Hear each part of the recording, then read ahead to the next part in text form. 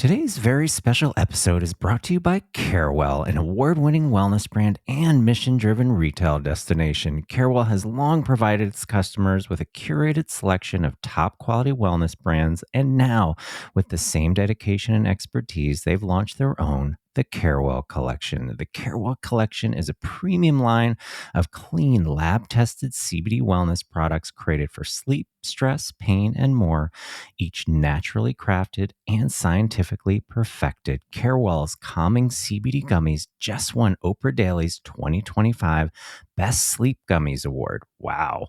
And the Daily Beast recently had this to say: if you're ready to leave the restless nights of tossing and turning in the past, look no further than Carewell's powerful CBD vegan sleep gummies. Well, we could all use more of that. Visit carewellness.com, that's K-E-R wellness.com, to shop the Carewell Collection and use code LMCC20 for 20% off at checkout. Once again, use code LMCC20 for 20% off when you visit Carewellness, that's K-E-R wellness.com, and shop the Carewell Collection.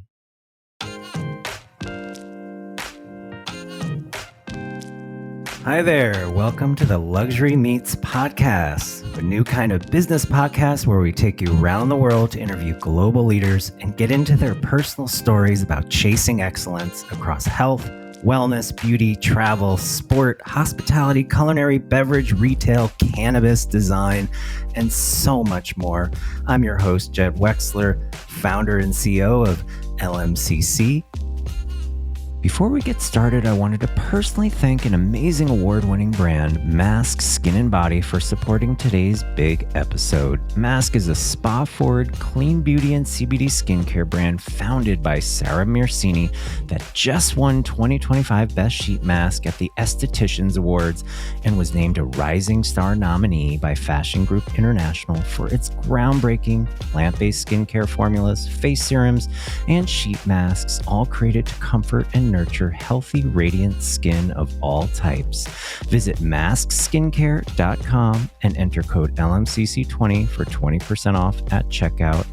Mask Skin and Body is also available at these trusted retailers and spas: Erewhon, Clean Market, Auberge Resorts, and Tribeca Med Spa in NYC. Once again, visit maskskincare.com and enter code LMCC20 for 20% off at checkout and experience the Mask difference for yourself. Thank you, Mask. Okay, now let's get started. Welcome to episode 8 of the Luxury Meets Podcast, Community, a Love Story. 4 conversations with an incredible group of retail, brand, and culture leaders spearheading the global movement around a more individual, personalized approach to health and wellness. The days of one-size-fits-all healthcare are over, while finding business success by prioritizing the communities they serve. How do they do it? Well, join me as we discuss this movement from self-care to community care. I'll take you all across the U.S., from Los Angeles to Charleston, South Carolina, all the way to Williamsburg, Brooklyn. In interview 1, I talked to Kyle Paradiso, CEO of Sleepy Bear. This former Army Ranger suffered a severe spinal cord injury jumping out of planes and channeled his passion for educating other veterans on the use of THC and CBD instead of opioids into creating an award-winning wellness brand in the process. Along with April Siegel, founder of Remedy Holistic Pharmacy, Remedy is on the leading edge of a new wave of, quote, holistic pharmacies, combining the best of modern science, traditional medications, retail, and herbal wisdom. In interview 2, I speak to Alexandra Van Eyden, co-founder of Prismatics, a groundbreaking communications and strategy agency based in LA, known for their amazing viral trend reports on tastemaker and wellness culture. Alexandra also shares what she gained by losing nearly everything in the LA fires. Interview 3, I talked to Dr. Caitlin Lehman, co-founder of Quantum Clinic, a new spa for your DNA with a preventative approach to mental health based in Los Angeles, featured in Goop, Vogue, and so many others, that helps communities heal from burnout, and most recently from the LA fires, with a thriving retail space too. And finally, in interview 4, I welcome partners in business and life, Christopher Sidwell, and top beauty lifestyle influencer Michaela Vera Lien. co-founders of Sweet Fires Cafe and Studio in Williamsburg, Brooklyn, a vegan cafe and bakery, a podcast studio, and a beautiful space designed to bring people together and host A-tier collaborations like those with L'Oreal, Shea Moisture, Hulu, Shonda Rhimes, and so many others. I'm thrilled to present Episode 8, Luxury Meets Community, a love story. Welcome to the Luxury Meets podcast. I am so excited for our next two guests, Kyle Paradiso, CEO of Sleepy Bear, and April Siegel, founder of Remedy in San Diego. Kyle has this riveting founder story. He's a former Army Ranger who sustained a severe spinal cord injury during his military service, leading him to seek natural alternatives to traditional pain management.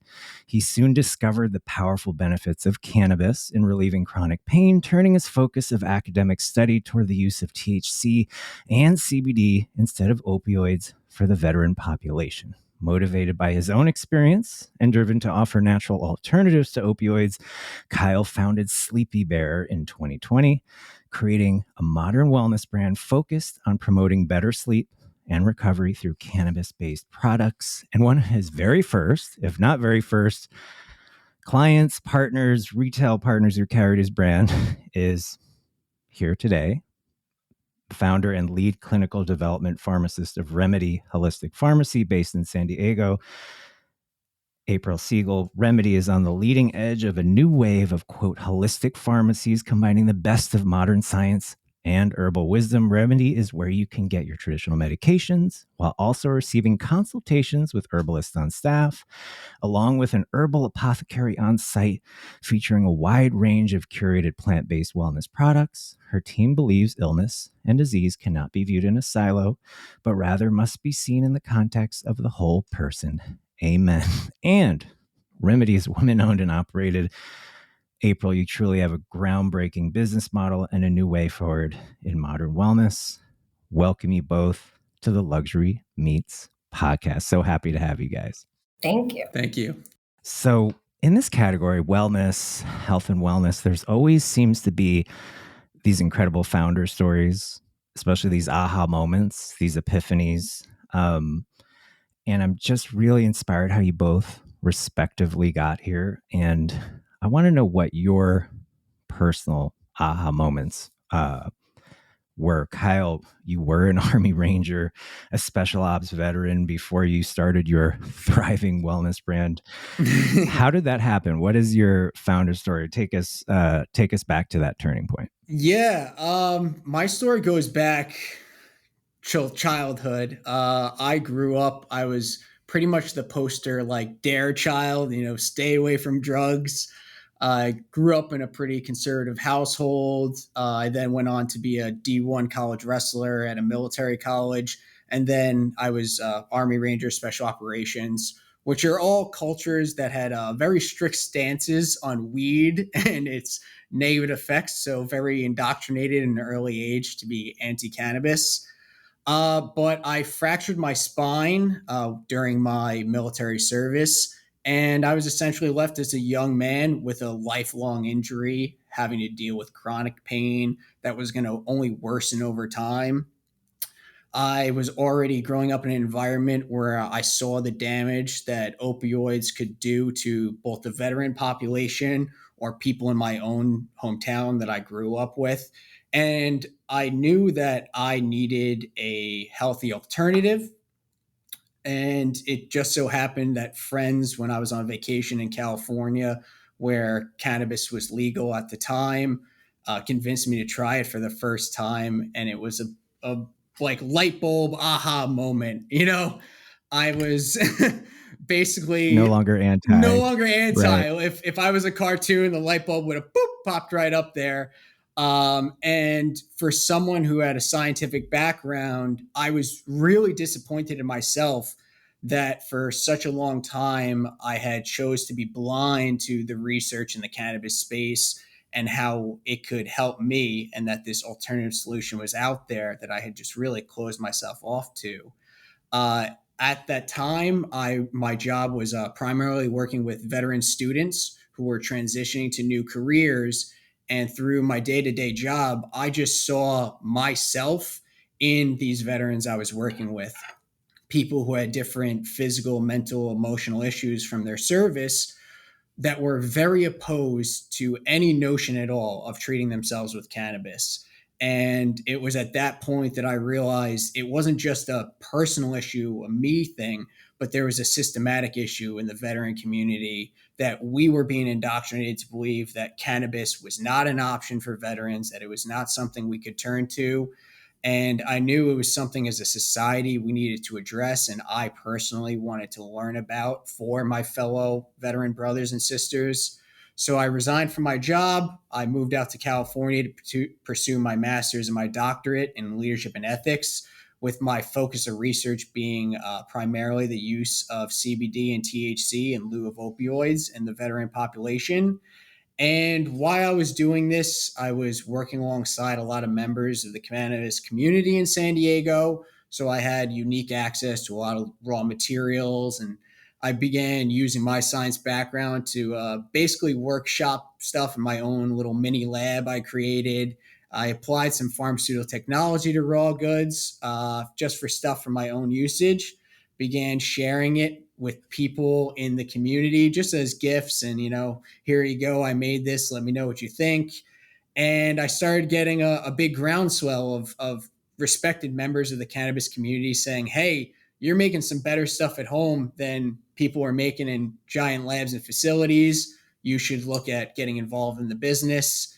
So I turned to my two younger brothers who are both military, special operations military as well, my CFO and one of my best friends who is also an Army Ranger. It's great.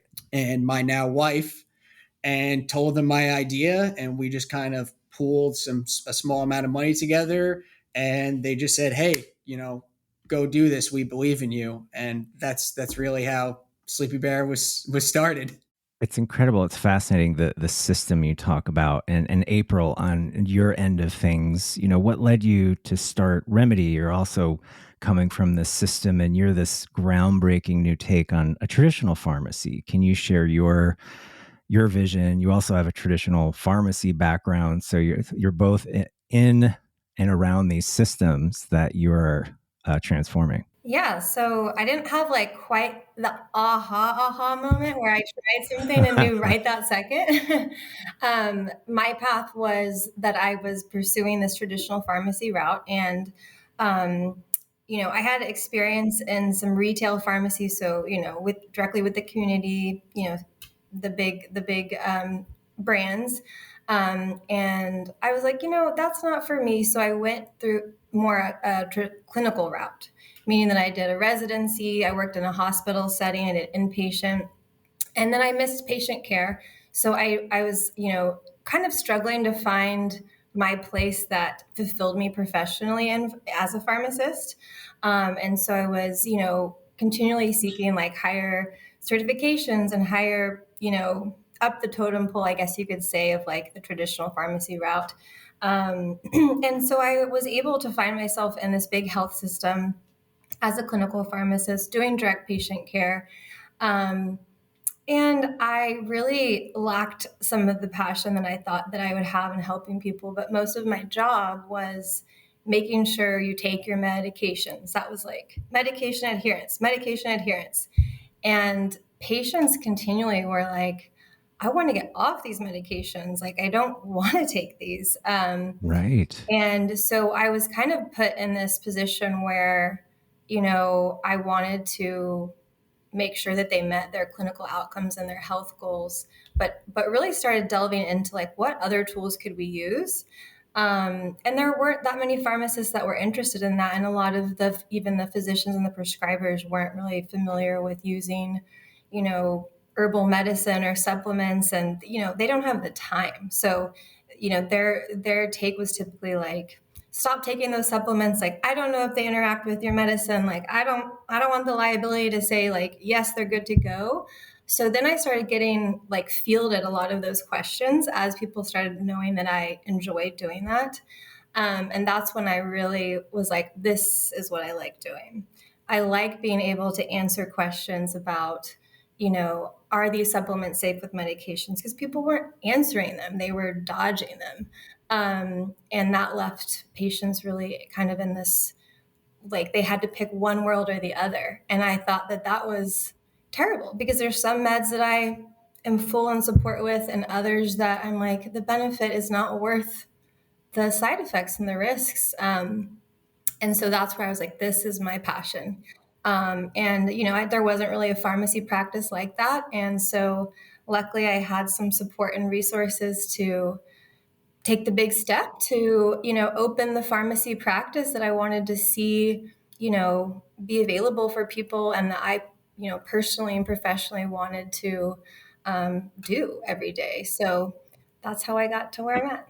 Thank you. And what's so engaging about this is you both are this bridge between these two worlds. You're bringing them together. You're doing this education, and it is about health, wellness, the full self. And I was talking to Kyle earlier. I was originally going to have you both on separate podcasts. And the more I dug into your backgrounds, I saw something so similar, so aligned. You just have a similar philosophy and this immense passion and drive to you constructively question these entrenched systems, military in one case, pharma, med in the other, to provide a new way of looking at health and wellness. So of course, you coming together as partners, one on the brand side, one on the retail side, makes, all this sense. So let's talk about your partnership, like how you first connected. And Kyle, what drew you to Remedy as a possible partner, to carry the brand? How'd that come out? Did you look out your window and go, oh, that place looks amazing, let me walk over there? I mean, I'm joking, but is that accurate? I mean, there must have been an energetic field coming from April's, Remedy Pharmacy. That's actually quite literally what happened. So I used to live across the street from Remedy when it opened. Like, I mean, directly across the street, catty cornered on the street. And instantly I loved everything about it. It spoke to me as a consumer and as just a health conscious person, because I saw instantly how they combined natural products and the traditional pharmaceutical world. And I saw everything about their selection, how curated it was, and just how top quality. Like, when you walk into April's store that everything in there is good. She doesn't have a bad product on the shelf. Like, there is a rhyme and reason for everything. So for me, I knew it was my number one had to be partner. And it was easy. I had the foot space to go across and kind of poke my head and make them know. You could go there repeatedly in April. That is your, reputation in the industry. If you vet something, then it's obviously has integrity and is effective. What gave you confidence to take a chance on a new brand like Sleepy Bear? Is it the founder story? Is it his rigor? Is it how he explains the products? Is it, what is that? What did you look at and see and go, yep, I don't know this brand, but let's do it? Yeah, I mean, it's a combination of those things. I definitely think that there's just a baseline quality standard that, of course, the product meets and exceeds. And then from there, we do always give preferential consideration to, local makers and goods. So, a big part of our pharmacy is community. So, of course, hearing that Kyle was local, hearing his story. But I think that, really just hearing him be able to answer the questions I have at a level of detail where oh, he actually knows this product. Like, he has designed every little thing to the way that the gumminess feels in your mouth, which is so much better than all the other not gummies. So, just, his real commitment to quality across the board. And, once we had him in the store, then it was a no-brainer, because we're in a position where we get a lot of feedback, which is awesome about having a retail space. And so, when people started coming back and buying more and saying how much they love them, it was all right, well, let's bring in every iteration that Kyle comes up with. So yeah, it was a great partnership, and I'm glad that the world brought us together. It's actually a funny story. Before this conversation, I wanted to just look up and refresh my history with April. We had our first order with them 08 of 2020. And since then, she started us out on 5 boxes as a little tester. And she really quizzed me. She made me work for it to get those 5 boxes. Well, what were some of those questions? I'd love to be a fly on the wall. Like, what were the 1 or 2 questions, April, that you're like, I'm going to pepper this guy and see if he gives the right answer? It's first and foremost like, okay, do you have a certificate of analysis? And then also like, okay, well, are you not just testing like the potency of your actives, but like, what about your inactives, and like, what else is in there? Are you testing for impurities? And, I think the landscape has changed a lot for cannabis, and that like, it used to be like, oh, this like hush hush thing, like, am I going to carry it in my pharmacy? La, la, la. And so at that time it was like, just really important to me not to, especially in like the cannabis world, to have products that I could talk in detail about their safety, because part of Remedy's concept is to make people who maybe aren't always comfortable with the non-traditional things feel really at comfort, and be able to kind of rely like, oh, well, I'm in a regular pharmacy. It's a real pharmacist. Like, I can ask real questions.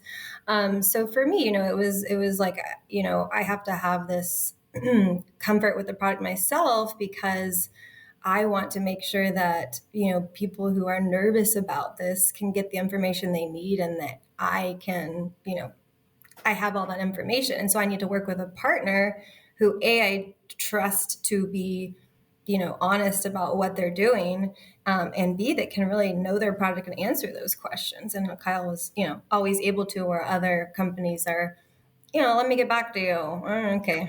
Right. That's key. And providing this drill down of information for your customers or for people coming in is part of your background anyway. So it seems like a natural extension just to educate on that really granular level for people. And so your pharmacy is so unique, and you've called it a holistic pharmacy. You have a service called, or venue inside the venue called an herbacy. Did I pronounce that right? And can you describe that and describe your approach? You mentioned your team believes the whole person should be addressed. Like, what herbs do you carry? How did you even scale up your knowledge of, and then learn how to provide that?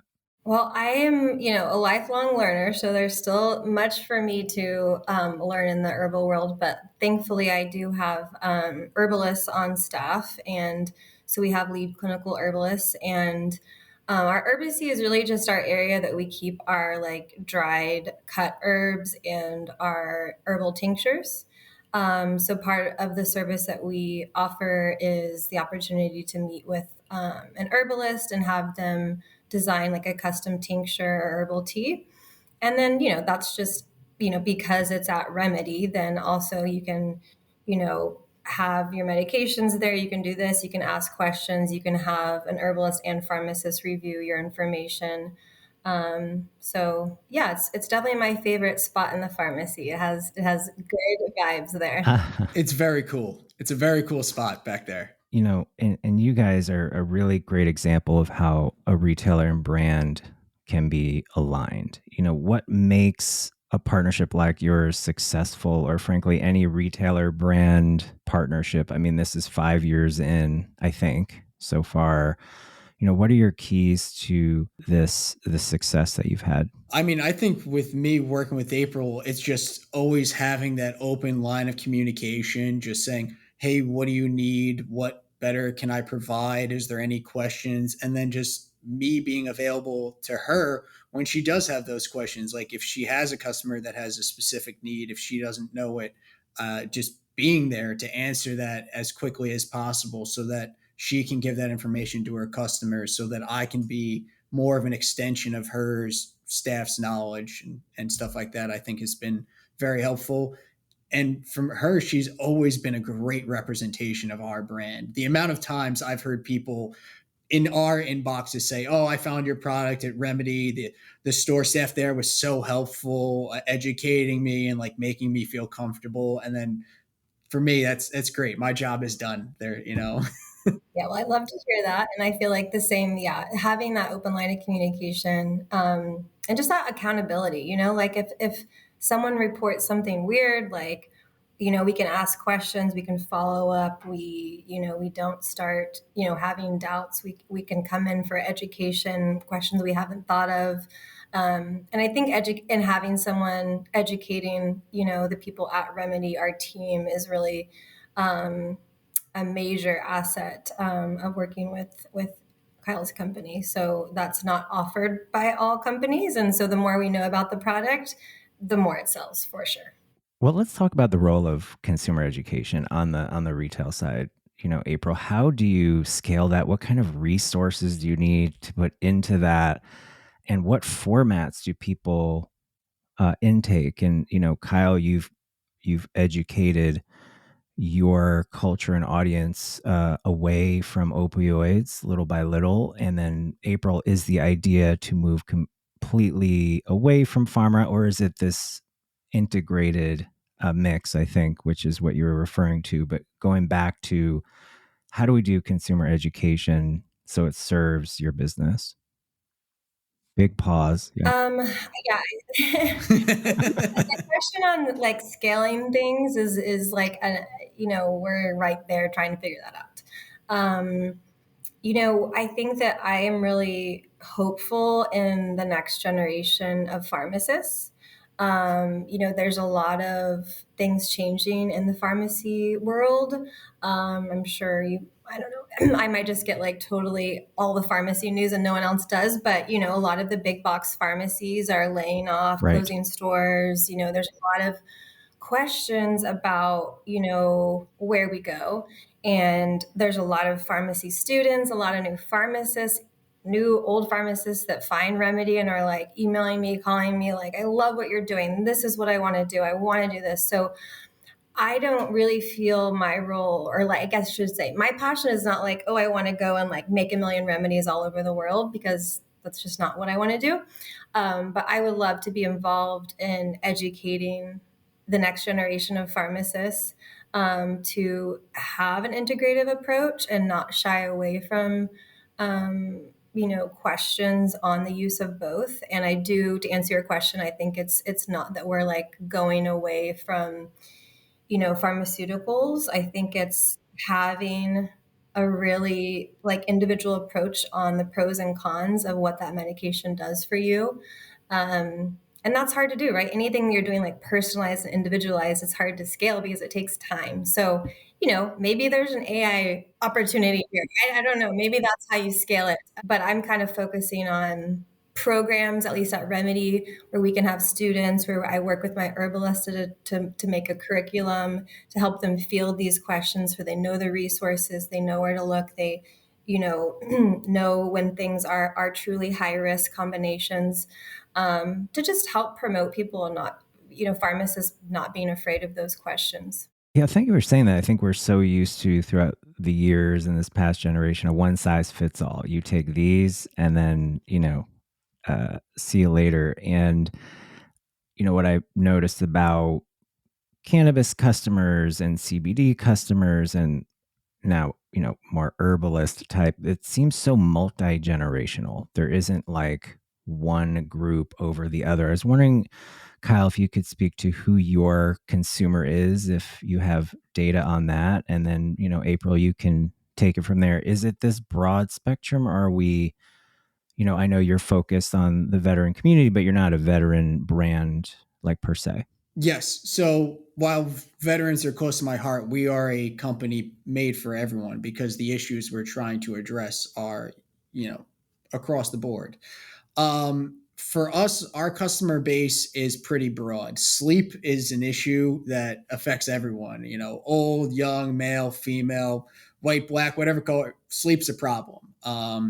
And so I think for our industry, it's not about just looking at, oh, herbal solutions, cannabis solutions, pharmaceutical solutions as three separate things. It's about finding the synergy between all three of them. And I think that's something that we try to do a lot with our products, because we lend a lot of our technology from the pharmaceutical world. It's what makes our products so special comparatively, because cannabis does a lot of things great, but naturally there's a lot of hindrances to it for like bioavailability, the absorption, the different delivery methods, where the pharmaceutical industry has solved a lot of these problems, has found the way to increase the uptake of certain drugs. So it's something where we can take that technology, apply it to something natural like cannabis, and then create a better product, a better natural solution. So it's not just like one or the other. It's really about finding the beauty mix of all of them. Yeah, so I had someone on the podcast and I asked that question and he said, "Oh, my customer's 21 to 91." Now, is that that would be great. Yeah. But April, who are you seeing come in? Is it a certain age group, demographic, and who's really most open to the herbacy, the herbalist end of the business? I feel like we also have a very wide range of our audience. I would say that, our typical client is going to be like a female who is between the ages of 25 and 65. Um, women obviously do have a major role in their family's health. So a lot of times these women are coming here to buy things for their children, to buy things for their husband. They are their parents, right? They're primary caretakers in a lot of ways. So, it helps that I match their demographic, and so I can talk to those things with them. But I mean, like I said, like they might be interested in a sleep product to help their mom who's in their 80s, right? So like, how do we use CBD safely in someone who's more sensitive to the effects, things like that. But I honestly have been shocked with how when I first opened Remedy, I thought there was going to be a lot more resistance to people coming in and being like, picking up their medicine and like, I don't know why you have those herbs. Those don't do anything. Like I thought that was going to be a thing. But it's not really. Like I think it piques their interest. They might not ask questions further, the first time, but maybe the second time they're open to it. And a lot of times those patients, whenever they're, they finally take the plunge of dipping into something herbal, they're like, well, it's probably not going to work, but might as well just try it. And then they come back the next time. So it's fun to see the progression as people have a sense of comfort with the product. And so I do think it's a wide demographic, really. And women's health, women driving this piece of the market. Kyle, you have a SKU in your product line that is for women's health, and I'd love you to speak to that and then lead from that into, for the uninitiated, what is CBD? What are minor cannabinoids? So if you can take us through that in under 2 hours, that would be, just no, because I would love to hear that, but the edit might be. That's a big open-ended question. Yeah. So I'll try to give you the cliff notes.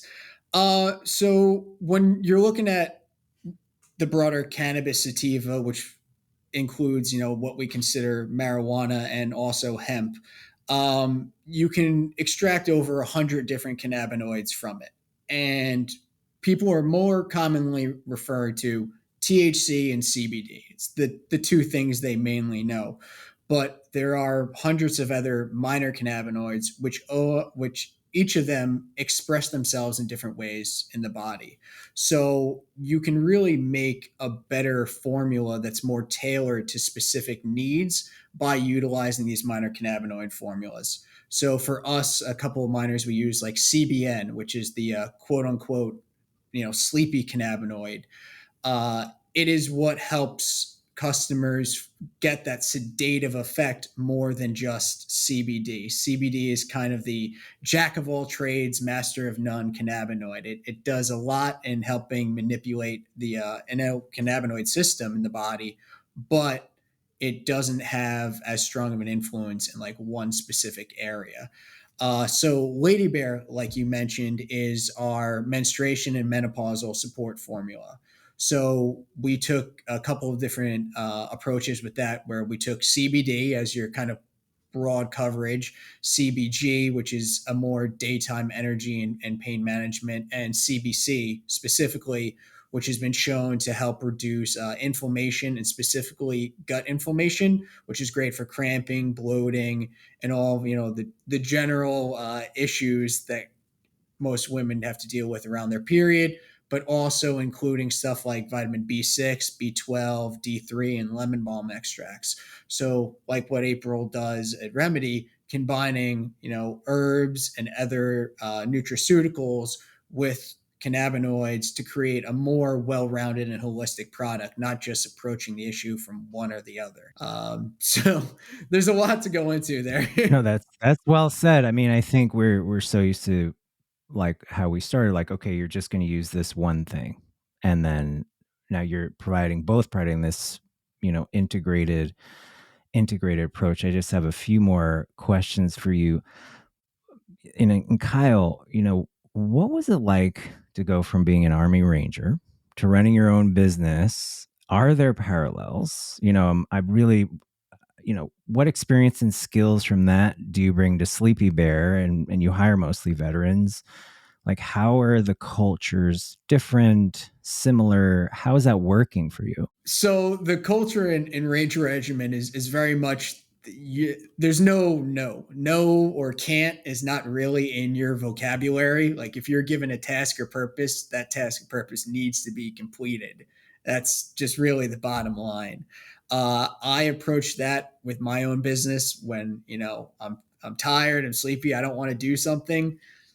Well, you do it anyway. That's kind of just the role that's been ingrained in me. And with my staff, most of them being former Army Rangers or former Special Operations, and then even just the entire ownership group, we're a majority Special Operation owned company, stakeholder wise. It's everyone's kind of on the same page. They understand that like the job gets done when it gets done, and just the level of care, because we're not from a culture where things were run by money or things were run on like the profit or the spreadsheet. We're from a culture of completing the task successfully, and completing it for the people that we're needing to help. And in this case, it's our customers. So it's about achieving whatever that customer needs, not really about the capitalistic aspects of it. And I think that makes us a little bit different. It's amazing translation of that into, what you're doing. And let's talk about trends. Let's talk about the future a little bit. I'll start with you, April. What are you seeing in terms of products and services that are most in demand, and what do you see coming down for the future? Yeah, I would say, data and like personal health data and like individual testing kits, and then products tailored from, a patient's individual health information seems to be certainly picking up a lot of steam and interest with customers. So, matching products with kits, testing kits. And I was actually thinking about like, I wonder, and I don't know, Kyle, you might know if there is any testing kit on like endocannabinoid system. I actually haven't seen one, but it could be really interesting. I don't believe so. I haven't seen anything about that, because I don't know how you would really test it, because I mean the endocannabinoid system's throughout our entire body. So I don't know what we would test exactly for in terms of that. Yeah, I don't know if there might be like markers on different, anandamide and like what you could do like genetic testing. I don't know. I think it'd be interesting to see if that ever, if anyone could do it, Kyle could do it, let's say. I'm starting to feel like that fly on the wall in your first meeting. I'm like, these guys are going really deep into this right now. What do you get from a testing kit? What is that? Well, so for an example of something that's really popular is, testing your microbiome, doing like some gut testing and seeing like what strains, are populating your gut. And then, more and more research has been done on what bacterial strains are beneficial for your health and what that information means. So then, you can have a custom probiotic made for you from that information. So that's one example. Another one is like we do pharmacogenomic testing. So testing to see, how different medications might work on based off of your, drug receptors and, metabolizing enzymes to predict efficacy or safety of a medication. So really just, the sky's the limit. I mean, it's as simple as like, oh, let's do a vitamin D test and then get you adjust your dose of your vitamin D supplement. That's like 101. But, I think things are getting more and more, intricate and complicated. And I definitely think, this generation is wanting that more of that information and wanting to feel that their medicine, whether it be pharmaceutical or herbal, is really custom to what they need and not just this like shotgun approach, or guinea pig approach. So I think that's definitely excites me. I think to that, an interesting kind of way to maybe work in what you were saying would be maybe looking at inflammatory markers, tests that would look at that, and then seeing after treatment of different products or different cannabinoids, if we're seeing reductions in the inflammatory markers in those different areas. Like if you're looking for like inflammatory markers in, the gut, and using CBC and seeing, okay, how does that affect it comparative to other products? That might be a workaround way to maybe get there. Yeah. I mean, I think there's lots of different ways it could be correlated, whether it's like directly looking at information on someone's endocannabinoid system and their endogenous cannabinoids or whatever the term is. Roger. Yeah, of course. or something like that, where it's more of a surrogate marker of them. But it would be fun to play around with that for sure. And Kyle, on the brand and product side, what are you seeing? What are growth areas? What are you seeing in the future? Sleep, you've touched on. Is that just going to continue? Or are there some other areas that you're seeing in the future or hope to see? I mean, there's a lot of growth in a lot of different areas in the space. For us, sleep is, the cornerstone and still the largest market for us. We have multiple sleep products with people might see as being redundant, but it's because sleep is not a one size fit all. You can't have one sleep product and expect it to work for everyone, because insomnia can be coming from, a variety of sources. So products with melatonin work for some, not for others. Products with THC work for some, not for others. But that market is still the largest growing, because sleep is really the largest issue. If you fix your sleep, so much else in your life is really going to fall into place, and it really is the bedrock of our health. And I think a lot of people still underestimate the value of a good night's sleep in their health, and they, everyone caffeinates themselves to death. They'll spend $15 a day on Starbucks coffee, but they don't want to spend, $2 to go to bed and have a great sleep and not need the 10 shots of espresso through their day. So I think we're still seeing a lot of people prioritizing that. Yeah, I mean, it's a great takeaway, this individualization of wellness, plus, in a way, doing that for sleep as well, this growing category, which all leads into our closing question, which is kind of a mini tradition on this podcast. I'll start with you, April, and then go to Kyle. How do you invite luxury into your life? What does it mean to you? Is it experiences, free time, products you love, getting together with family? What does luxury mean to you? Well, I have a 2-year-old and 4-year-old. So luxury to me is like a calm, quiet, organized environment. So I've been trying to like really lean into, when I find those times, really like enjoying that and like cooking and having everything the way I want it. And that's my luxury. It's perfect. And Kyle, how do you invite luxury into your life? What does that mean to you? Luxury for me is maybe a little more abstract. Luxury for me is just freedom in my life, freedom to say yes to the opportunities when they arise spontaneously, whether that be a trip with friends or the ability to be there for a special moment in a loved one's life, without short notice, even if it is difficult to get there, or just the freedom to be able to give my family the ability to pursue whatever it is that they dream or they want. So that's luxury for me. Freedom in time and freedom for my family to be able to do like what they want when they want to do it. That is a perfect way to close. I love this conversation. It's an important one. Thank you, Kyle Paradiso, CEO of Sleepy Bear, and thank you, April Siegel from Remedy. Thank you for being on the podcast. You both are true visionaries and pioneers. Thanks so much. Thank you, Jed. Appreciate it. Bye, April. Bye, Jed. Bye. Yeah, have a good one.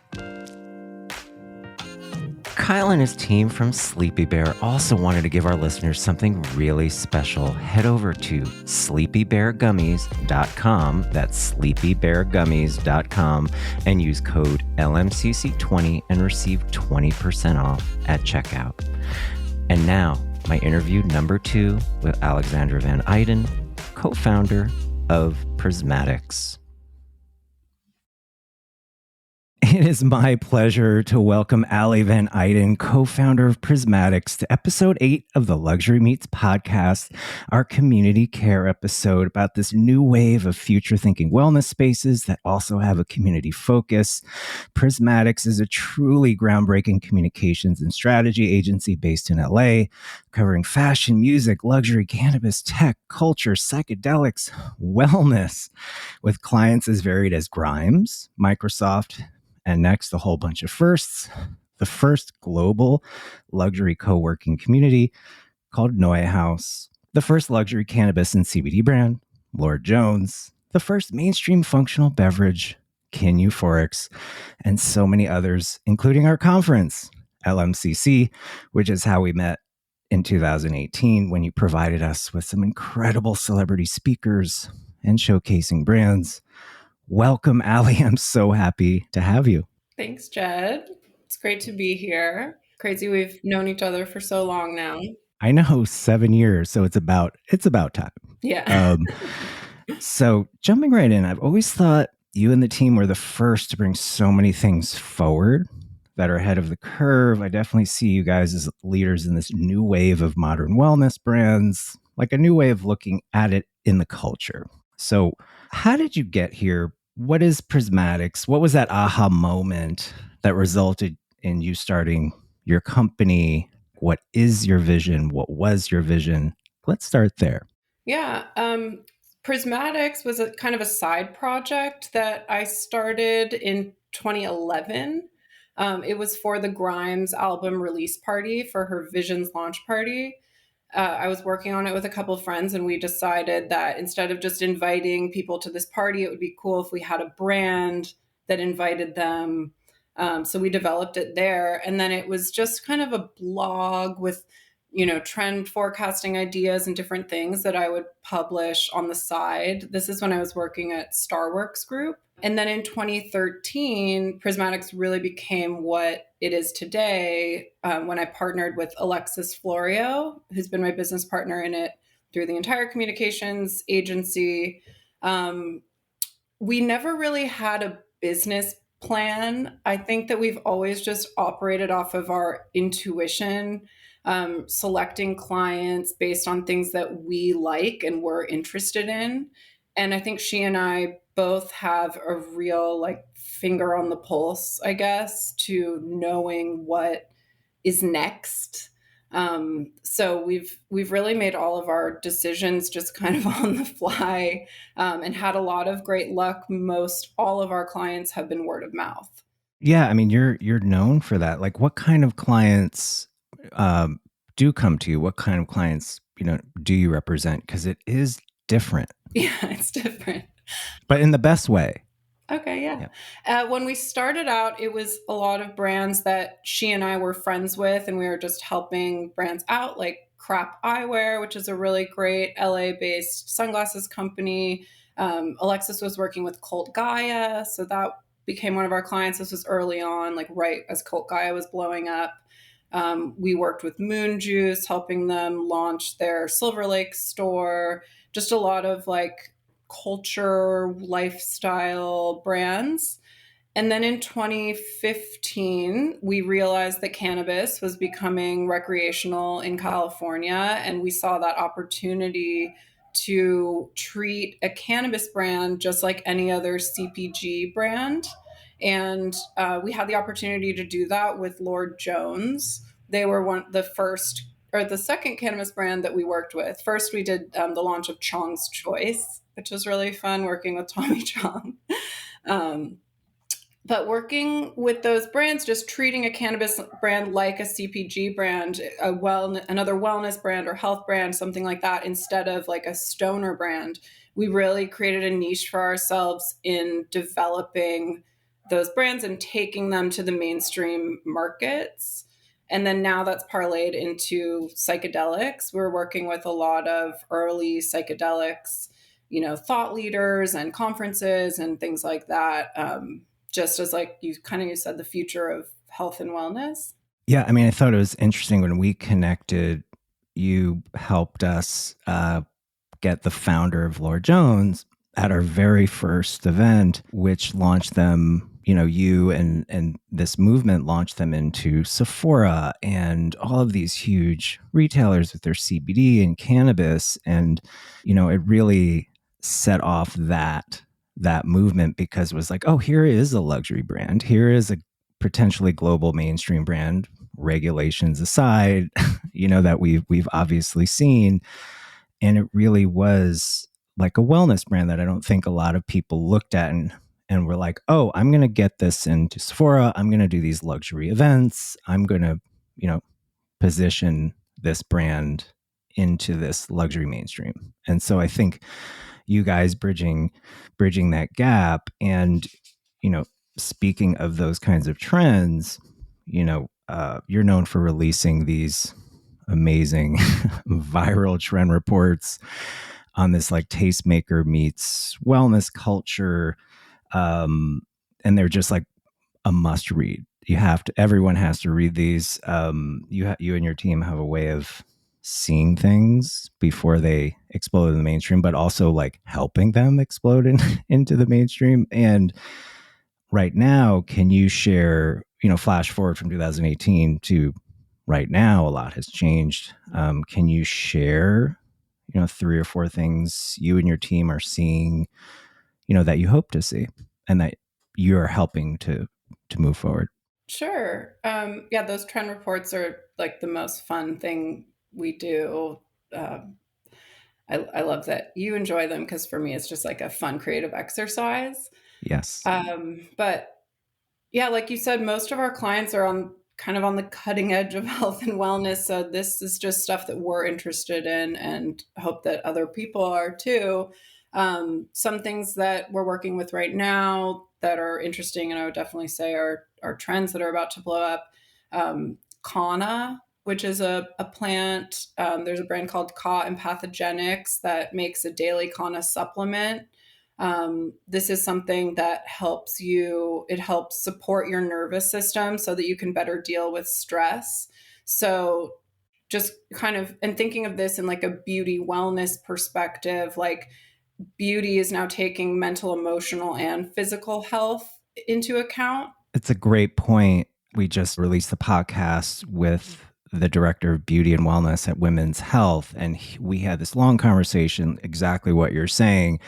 Beauty, wellness, mental health, quality time, community connection. It's kind of all wrapped in now. And it's not just, oh, I lost a wrinkle. It's like, okay, let me go deeper. Mm-hmm. Yeah. And I think it's fascinating that you're tapping into that with these plant-based botanicals, clean, considered, so there's one. Exactly. So there's one. I'm ready for the next 15 or 20, but we'll stick to just a few.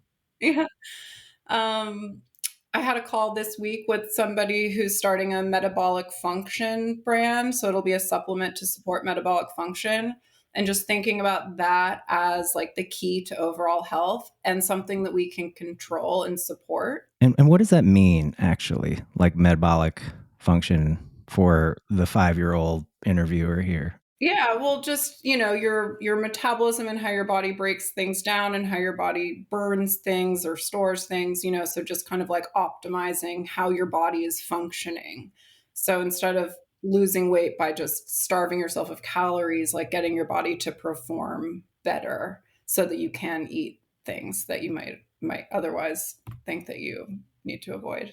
And I think, maybe one of these next trends, we originally started this episode. This is a part of a bigger episode on, moving from self-care to community care, featuring one of your clients, Dr. Caitlin Lehman, the co-founder of Quantum Clinic in LA. It's this kind of future modern spa for your DNA. And there are these spaces, so maybe you can speak to, okay, now I'm going to go somewhere, I'm going to work with practitioners, but in this community space, combining East science and plants and, those alternative wellness modalities. Absolutely. Quantum Clinic hits on so many wellness trends right now. Sound as medicine, frequency therapies, wellness clinics being like a common community space where we'll go. Dr. Caitlin Lehman has developed really like a new model of preventative mental health care at Quantum Clinic, which is so interesting. The fact that we hadn't previously thought that we, need preventative mental health care. And the work that she's doing, it's both cutting edge and it's rooted in ancient traditions. She's empowering clients to achieve coherence, which is another big trend I think we're going to be hearing a lot about. Yeah, and our listeners can, the interview right after this one is going to be Dr. Lehman. She's amazing. So, definitely stay tuned. And, we originally started with this great interview, but if you're okay, talking about this, you're based in LA. And in light of the recent LA fires, this kind of became a bigger story as we started talking and kind of now with you in it. And you and your fiance lost your home / everything in the recent fires. Can you describe that experience? Are you okay describing that experience and then moving into like, this community uplift that we've talked about? Yeah. So we lost our house on the first night of the fires. There's no way to prepare for something like that, but we were just completely unprepared. We lived on the beach side of PCH, and all of our neighbors, everyone assured us that the fire never jumps the highway. We're going to be fine. So we evacuated just with our pets. It was like 4 hours later after we had evacuated that we found out not only our house, but our entire neighborhood was gone. It was just an unimaginable disaster. And truly everyone keeps saying, it's unimaginable, it's unimaginable. And it even is unimaginable to me still. It's hard to wrap my head around what happened. We immediately found another rental. We're up in Ojai now. We're getting resettled. It's been an incredibly tumultuous month, but we have had an incredible outpouring of support from friends, family, and people we don't know. Our neighbors up here, the day we moved, just started dropping things off. They brought us a couch, brands. There are all these spreadsheets out there with all these brands that are just offering items. You just, fill out forms and packages are arriving at our house. I know in Los Angeles, there were dozens and dozens of places you could go, donation centers where you can just pick up anything you need. It's just been absolutely incredible. Like people have literally been giving me like things off their back. Everybody wants to help, and it's made it so much easier.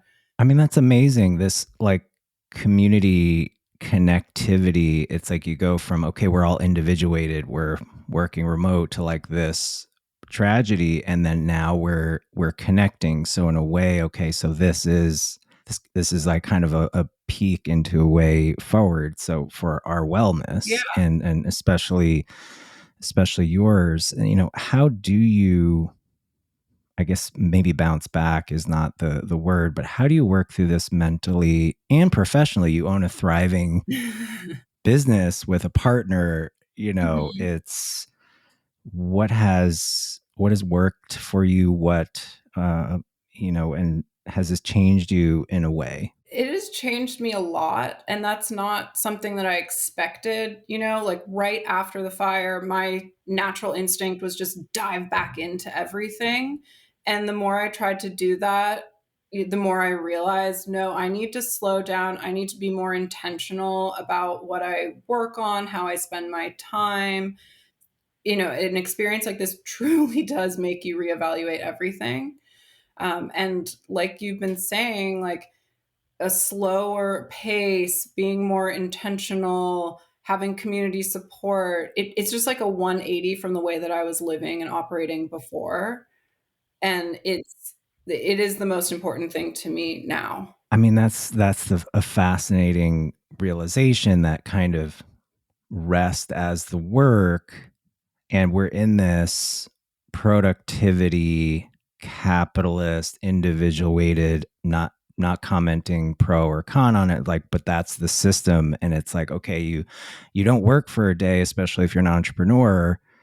Even if you get sick as an entrepreneur, you're like, oh my God, I'm stressing, I'm anxious. But then to have this every day, all day, all I was doing was responding to emails, messages all day, all day, all day. I couldn't even take a walk without my phone because somebody might need me, and or so we think. I mean, it's just that, yeah, that drive, true, which also got you here. But thank you for sharing that. And it just seems like over time, it's probably going to settle to where, you are working on things even more so that you're like, I'm just going to do this. Yeah. Just the most important things that I'm most passionate about that can really make an impact and have a better work-life balance. No, thank you for sharing that. And so back to Dr. Lehman of Quantum. Yeah. We didn't have a chance to get her back on. She's back, she's based in LA, and I know she's done some amazing things to support the LA community. So maybe you can, speak to that and how people can take advantage of that. Yeah. A Quantum Clinic, you can go in for your own experience. They have, biofeedback training, sound frequency, flotation, rest. They also do tons of events all week. They have sound baths, breath work, all sorts of things. And they do support groups. So they've been doing wildfire support groups where you can go in and connect with other people and with their clinicians who are all trauma informed. Amazing. So it's really amazing that there aren't that many other places like that where you can have that experience. And they've been discounting their services for people who've been affected by the fire. They've been collecting donations. They've really made it like a community hub of support, which has been incredible. And I just really think that sets them apart. Like, no matter what you're going through in life, you don't have to have your house have burned down, but maybe you went through a breakup or you're experiencing burnout or whatever you are going through that's affecting your mental health. You can go into Quantum Clinic as a mental health center for, preventative care, and slow down, check in with yourself, recalibrate, with their services. Yeah. And that idea of preventative mental health, that's a new one, because we're always like, I'm like at bottom, so now I'm gonna I'm really, I need to go on antidepressants, or right. I think they're called SSRIs. And for anyone who wants to visit Quantum and Dr. Lehman and her team, we'll have that information on our show notes. Our communications definitely pop in. Allie, so we do have a closing question. It's like a mini tradition on this podcast. You may have answered it a little bit already, but how do you invite luxury into your life? What does it mean to you? Is it experiences, free time, art? I've gotten so many amazing answers, which we'll publish at some point but it's really been illuminating. So I'd love to know, what does luxury mean to you? Yeah, I think my answer would have been, fancy vacations or spas or things like that. But lately, just having kind of shifted my perspective on things, I would say time is a luxury, is the biggest luxury. Yeah, free time and just the choice of how you spend your time, to me right now, feels like the biggest luxury, and how to have a luxurious life. It's when you're in control of your time. Allie, that's a beautiful answer. I want to thank you, Allie Van Eyden, co-founder of Prismatics, for joining us on the podcast. You're going to love the other interviews as well. I really appreciate you coming on and talking about all these things and how the community can be supported through the LA fires and beyond, and yourself. So we wish you the best, and thank you for joining us on the podcast. Thank you, Jed. Before we get to our next interview, I want to thank wellness brand Brelixi for supporting today's episode. Brelixi has an incredible line of fast-acting drink mixes and functional powders infused with THC and CBD, as well as electrolytes, adaptogens, and nootropics, intentionally designed to combine both wellness and convenience. Founded in 2023 by certified food scientist Brianna Neff and Cornell University alumna, Brelixi remains one of the very first on-the-go portable cannabis wellness drink mixes and supplement powders in the industry. Brelixi's multifunctional wellness drink mixes have been featured in a slew of best of lists in Esquire, Essence, Vice Magazine, and many, many others. Visit Brelixi.com. That's B as in Brianna, RELIXI.com, Brelixi.com, and receive 15% off your first order when you subscribe to their email list. Once again, that's Brelixi.com. And now on to our next conversation. What exactly is a spa for your DNA? Settle in for my interview number 3 with Dr. Caitlin Lehman, co-founder of Quantum Clinic.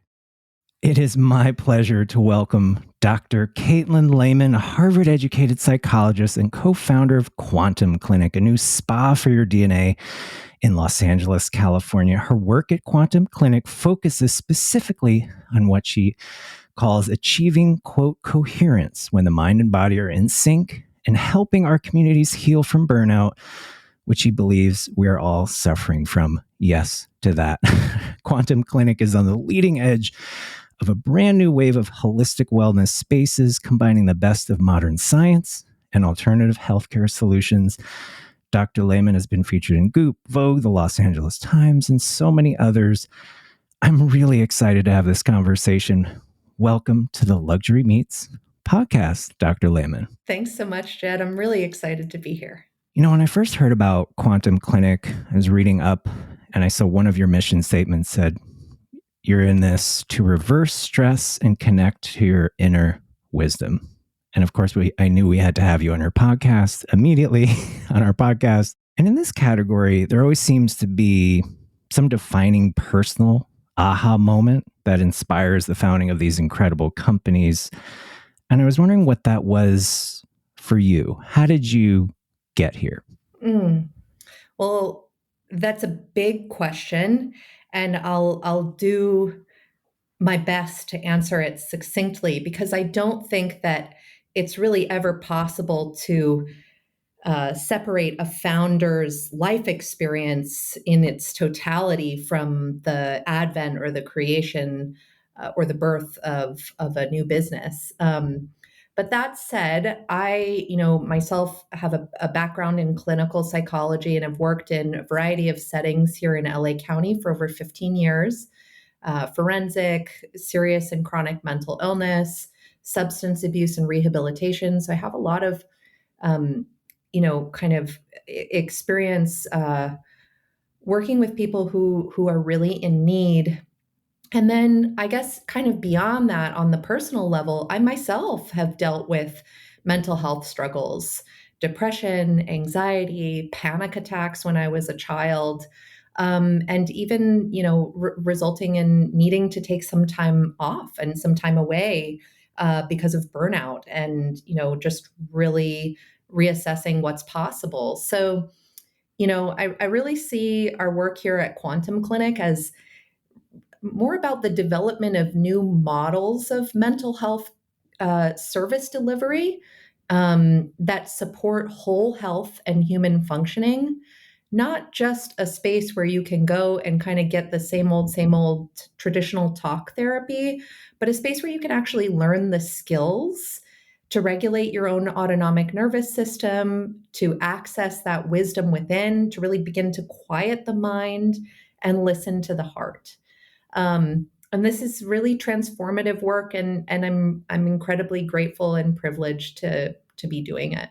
So walk me through, a day if I visit the Quantum Clinic. What do I walk away from? You've said that you want to scale a model of mental health prevention, and this being this alternative to the over medicalization of stress and inflammation related disease. And what I love is this idea of this non-linear nature of healing. So if I'm walking in Los Angeles to the Quantum Clinic, sure, what am I going to walk in with? What am I going to walk away? Yeah, totally. So kind of to make it really simple, you come in, you book online for your first appointment. We do an intake questionnaire, which takes about 20-30 minutes to complete. That gives us a pretty robust understanding of like who you are, what brings you in, what kind of issues you might be dealing with. And that helps us have a frame for understanding, at least at a preliminary level, who you are. You check in at the front desk, you're greeted by one of our clinical staff members, we walk you back, we give you a full tour of the facility, including your service environment where you'll have your flotation rest with frequency therapy and our lovely expressive arts lounge. After that, we'll go back up to the front, we'll sit down for a guided biofeedback-driven meditation to support you in accessing what's called a state of coherence, where we synchronize the entrainment, or that we practice through the breath, synchronizing heart rate variability, respiration, and blood pressure. And this state is associated with a whole host of positive physiological and neurochemical changes in the body-mind. So we practice that together, and we have that grounding experience that really sets the tone for then your time in the flotation rooms. So then you go back, you shower, you change, you get into the tank, you lay down in this beautifully spacious room with about 1.5 feet of highly salinated water, and you lay there. And again, you're invited to connect with the energetic center of your heart. And for about an hour, you receive approximately 30 different frequencies. For folks who are familiar with kind of like this idea of binaural beats or solfeggio frequencies, different tones that support brainwave entrainment, psychological and emotional processing. And after the hour, you get out and people are completely transformed. We're there to support and process anything that might have come up. And this idea of coherence, that's really interesting differentiator for you.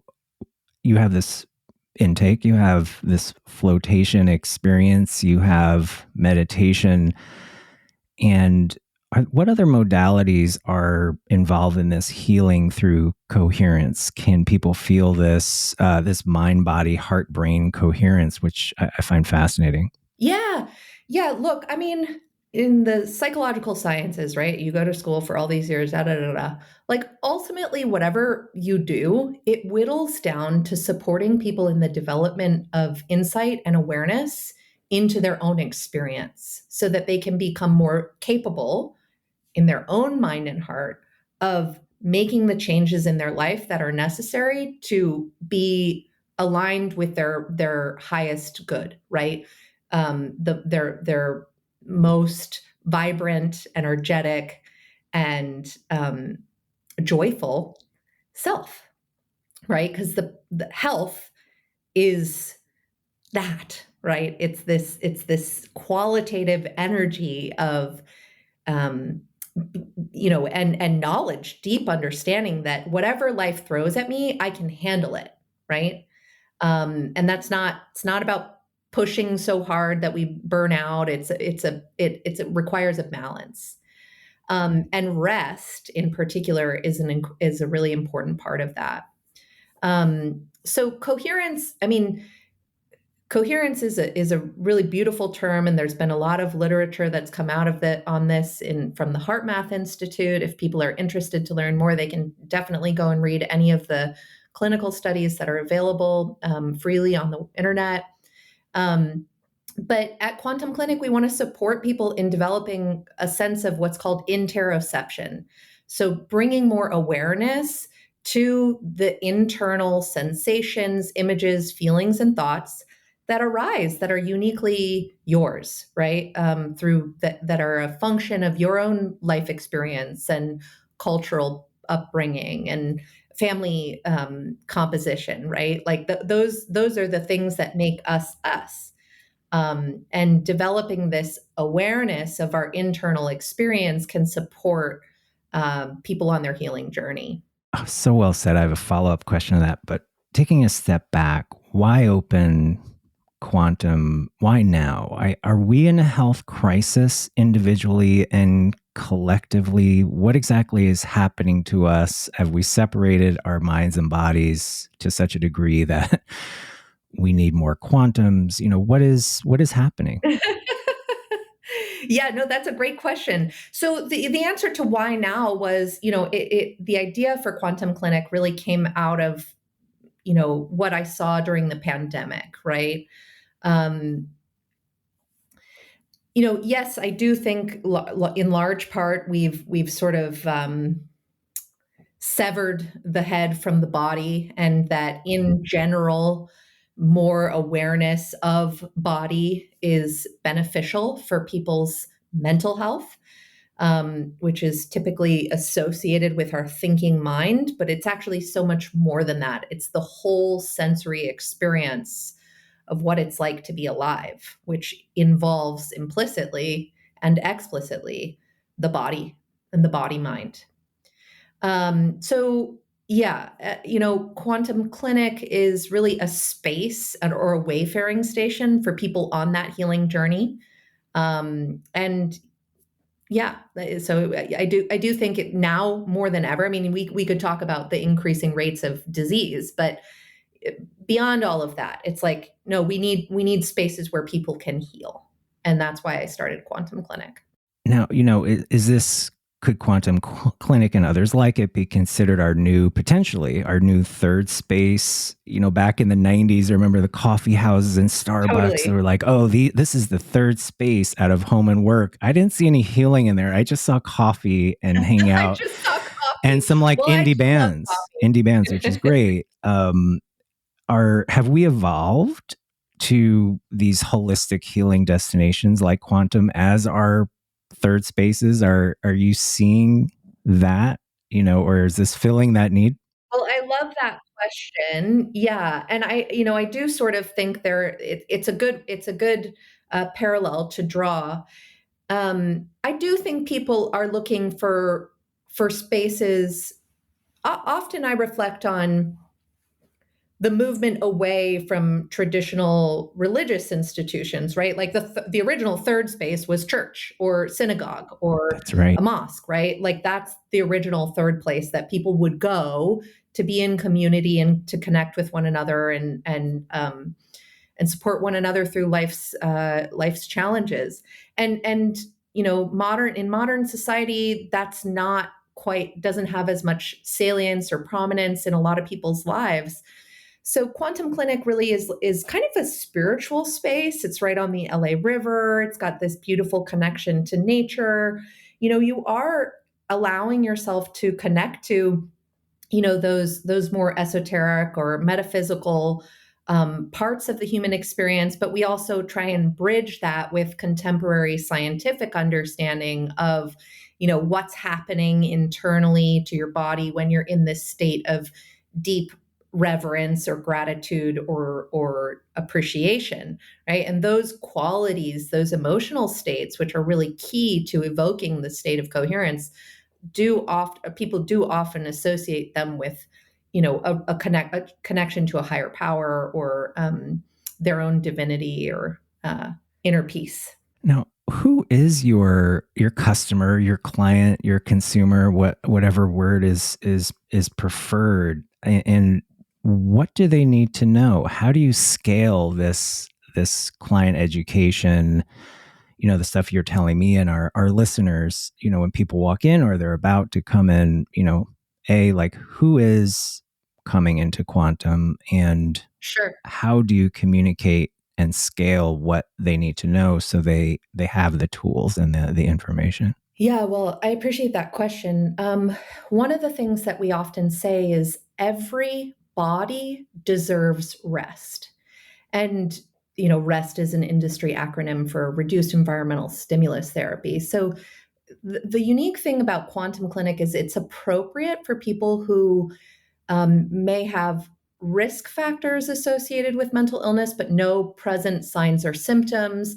It's also appropriate for people who maybe are having some anxiety or depression or, preoccupation and things, but not like a truly not rising to the level of a mental disease, right? It's appropriate for people who fall into that category. And then it's also similarly appropriate for people who are dealing with, like, for instance, claustrophobia, ironically, like, or who have chronic disease. Right now, we also see a lot of folks who are dealing with autoimmune issues and chronic pain comorbidities that seems to really benefit from the almost zero gravity-like experience of flotation therapy because of the benefit of the neuromuscular structure being able to relax in a way that isn't very common. So you want to think of it as like a prevention space, right? Like maybe Right. you're not totally like, having to quit your job because you're burnt out, but like, what if it were possible through these practices that you could develop those inner resources to prevent more serious symptoms from even manifesting in the first place, or reduce the harm associated with, having to take antidepressant medication for, the rest of your life, which those drugs, by the way, they were not developed to be forever drugs, right? They were intended to only be used for a short duration and then for people to be able to get off of them. That's right. But that's not the way that things have been playing out. So yeah, we have to find a way collectively and as individuals to really reconnect to our life source, to our sense of vitality, to that essence that motivates and lights us up. And we offer a space for you to reconnect to that inside of your own heart and mind. Now, are you seeing a lot more people in their 20s, 30s, or is this people 50s, 60s, 70s? Like, is it just across the whole spectrum? It's actually across all demographic groups. I would say we've had people in their late 80s all the way down to, I think the youngest person that's come through has been 12. So we do work with adolescents and young adults and, everybody in between. I would say kind of the core of our membership tends to be people in their late 30s, 40s, and 50s. Like people who are like, they have enough disposable income where they can afford, $140 a month for this prevention-based service, and enough awareness that there's, benefit to kind of this regular practice. So that typically, so like late 30s to 50s. I love how these tools and this information is broadly available now. Yeah. And the other thing that really stood out to me in your approach with quantum was about this, your ancestors and epigenetic healing and overcoming trauma, which is epigenetics, is really in the conversation now. What does epigenetics have to do with healing from trauma for those not initiated? Sure. Yeah, that's a great question and a big one.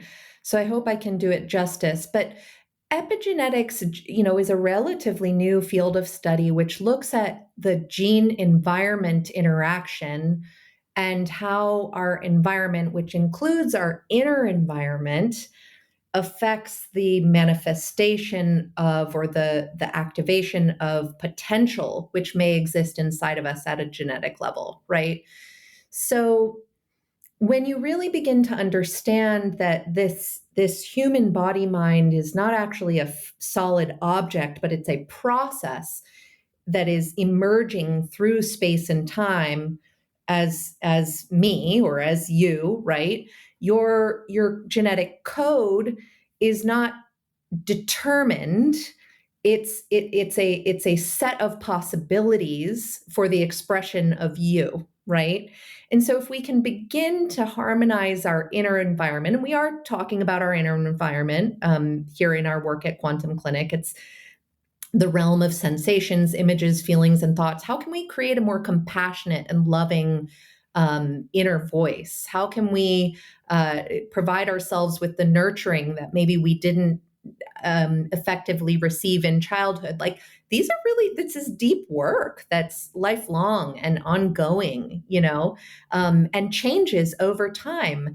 But as we begin to practice these techniques, we sort of naturally develop a more compassionate, loving, and accepting attitude towards our own self. And in so doing, we lay the foundation for better health outcomes, right? Even the gold standard treatment for chronic pain is actually, from a psychological perspective, greater self-compassion, right? And self-love. So, you can go and have back surgery if your surgeon thinks that that's appropriate and if you want to pursue that route, go for it.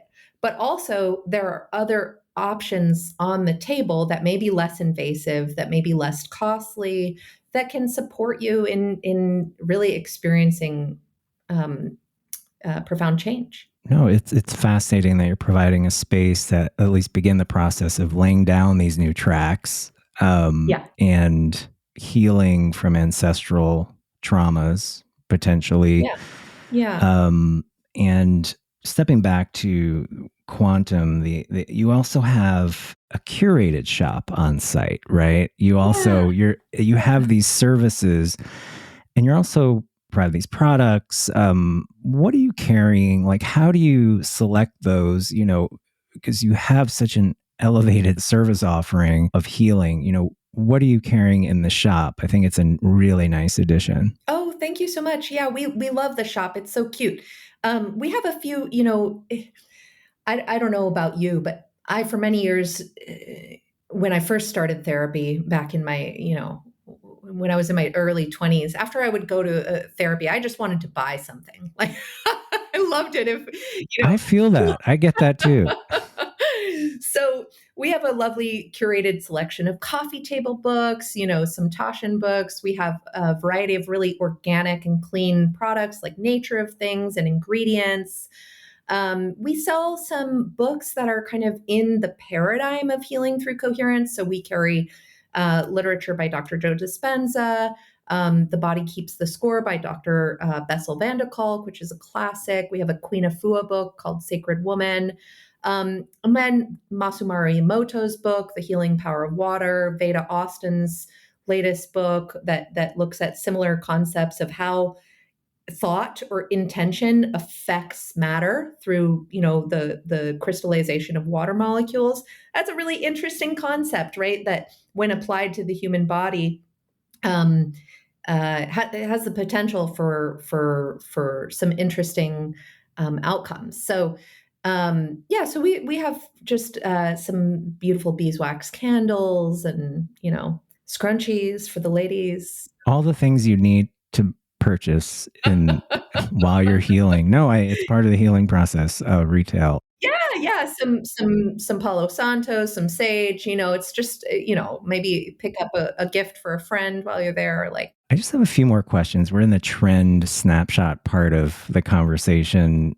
What products or services are the most in demand, the most popular right now? Yeah, well, I would say actually our Scalar upgrade, which is a dry service, that's administered on a vibrating waterbed while you're wearing headphones. That seems to be really popular and was just featured in Goop's holiday gift guide. Perfect. We also get a lot of couples. So we do have a couples option, which is a double occupancy, our luxury tank. And so we get a lot of couples who come and use this as an opportunity to reignite that kind of emotional intimacy and connection to one another. Because, as we all know, those of us who've been in long-term committed relationships, sometimes you just need something to do something a little bit differently and create the environment and the circumstance for that reconnection. So we get a lot of couples who come through our facility. No, I get that. You've found someone you can heal with, and so now you just need to do it. What does the future of health and wellness look like to you? Should we be optimistic? Yeah, I do think we should be optimistic. Especially here in California, where it's literally written into our legislative initiatives, our Senate bills, that there's a mandate to be developing prevention and early intervention solutions like Quantum Clinic, to be developing innovation programs like Quantum Clinic. There's an environment for it. And so right now we're in an interesting position where it's okay, how do we develop these strategic partnerships whereby we can increase access and affordability of services to people who may not be able to pay for this type of thing out of pocket right now? That's kind of the next big, strategic move for us as a business is partnership with either the county or private payer networks like Blue Shield or TRICARE, et cetera, to be able to support more people having access to these, types of services. To broaden the inclusivity and accessibility. That's great. Yeah. If there's one thing you would recommend for us all to do each day for better mind-body health, what would that be? Oh, just embody your joy. Connect to your gratitude, whatever it is, listen to the wisdom that comes from the heart. And this doesn't have to be, contrived. It's just take a minute, connect inwardly, practice joy, practice gratitude. That's where it's at. That's perfect. And so I have a closing question. It's our podcast tradition. How do you invite luxury into your life? What does it mean to you? We've had lots of different answers. It can be experiences, time, products you love, personal development. Since we are the Luxury Meets podcast, how do you invite that luxury into your life? Oh, I love that question. Luxury for me is like a full sensory experience. It's about being open to feeling really good, right? Like a really beautiful hand cream, or just taking time for oneself, which unfortunately is seen as a luxury. But I think how can we bring luxury, liberate luxury from the confines of the affluent to make luxury more of an inner experience. And that for me is, it's all about the senses. Perfect way to answer that. Thank you, Dr. Caitlin Lehman from the Quantum Clinic. Go visit it in Los Angeles. We really appreciate your time. I wish it could be longer. Very healing conversation. Thank you so much for joining us on the Luxury Meets podcast. It's been my pleasure. Thank you so much.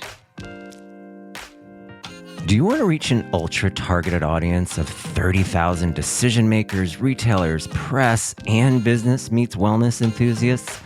This is what Claire McCormack, senior editor of Beauty Independent, recently said about the Luxury Meets podcast. Quote, LMCC's new podcast, much like their events, is on the leading edge of business meets wellness trends and the visionary executives behind them. And being a guest was one of my all-time favorite podcast experiences.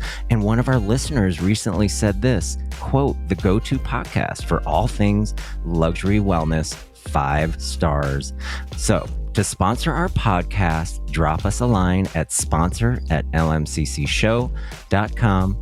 To sponsor our podcast, once again, drop us a line at sponsor@lmccshow.com.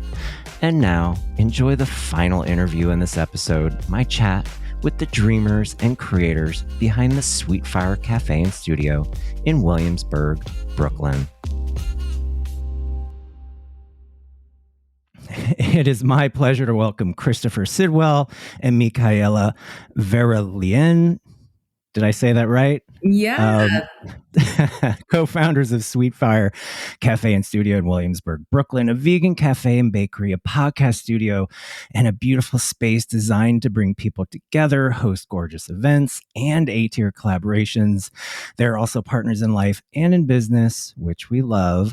Christopher has a background in culinary arts, and before opening the Sweetfire space, he created the beloved Sweetfire NYC brand of vegan treats and beverages, delicious drinks, cookies, and chocolates, all 100% plant-based, organic, and THC infused. He also showcased the brand at one of our previous LMCC events. Huge hit. And Mika is one of the top beauty, fashion, lifestyle content creators and influencers in the US and a must follow on social. She's worked with companies like Shea Moisture, Lexus, MasterCard, Nike, Amazon, Disney, oh my goodness, and so many others. Mika brings a huge devoted audience and a love of community to Sweetfire. This is a case of two people perfectly matched. These two dreamers decided to collaborate for a purpose that was bigger than they imagined, and we're all better for it. Welcome to the Luxury Meets podcast, you two. Thank you for having us. Thank you for having us. So we like to start with starts here. How did you two meet? What was that spark aha moment that led you to create Sweetfire Cafe Studio and do it in Brooklyn? How did those conversations start? Gazing into each other's eyes? Fill us in. Well, we met, dating, meeting different people, and then we clicked, especially being kind of both working for ourselves in different terms. We kind of clicked off and aligned on a lot of things. And we didn't really have any plans for any business from the beginning. There was never any contriving for it. It kind of just happened naturally where, I was on the interim of trying to find partnership or a route to legalization through Sweetfire NYC, and Mika was also growing her own career and seeing how else to add to what she had already done. And even I think both of us really love community and our way to directly reach out to people. So something like this kind of made the most sense, where we wanted, first of all, the production event space. And then when we found this location in particular, this area is kind of desperate for better coffee shops and just like good, decent food in general. Because I live not too far from here, and it's just like kind of a weird patch between going to Manhattan, going to Bushwick, where there's just like Popeyes and McDonald's over here. So we kind of just saw something that felt natural and just kind of went for it. So what is your vision for the space? Like, what is your why? Mika, maybe you can speak to this. What is your audience and your approach to bringing the community in? Yeah, I think our why, Christopher mentioned it before, it's like also community and bridging that gap between the desperate need of what is missing right now, which is in this area in particular. We're in Williamsburg, South Williamsburg, and there's just not too much going on here, unfortunately. But fortunately for us, we've been able to bring in just things that people need. Like there's lots, like we're in the studio now. There's tons of light in here. Whether even when it's dark time and it's nighttime, there's still like a good energy and vibe. And I think that's what this like in area in particular was missing. And I think our community is a lot of people like us, like a lot of artists, a lot of dreamers, a lot of people that want to feel safe and feel comfortable, that love good food, because to us, like, you know, we use a lot of real natural ingredients, and real food is, you know, good food to us. So, yeah. And especially I think with, especially seeing New York is always changing, but like the way it's been kind of bought out corporately in the past 5 years, I think has been setting off a lot of alarms. So I think that's also why we were like, we need a community space that also isn't a proxy for a corporation to come in and get people's info and push them to marketing some other product in their pipeline. It's actually creating a third space that people can appreciate, and it's not any ulterior motives besides us truly wanting to find a space to build community for ourselves and to see other people. Because I think that's been one unexpected reward, is seeing the events that people have, that they put so much work and effort into it, you know, birthday party, bridal shower, whatever it is.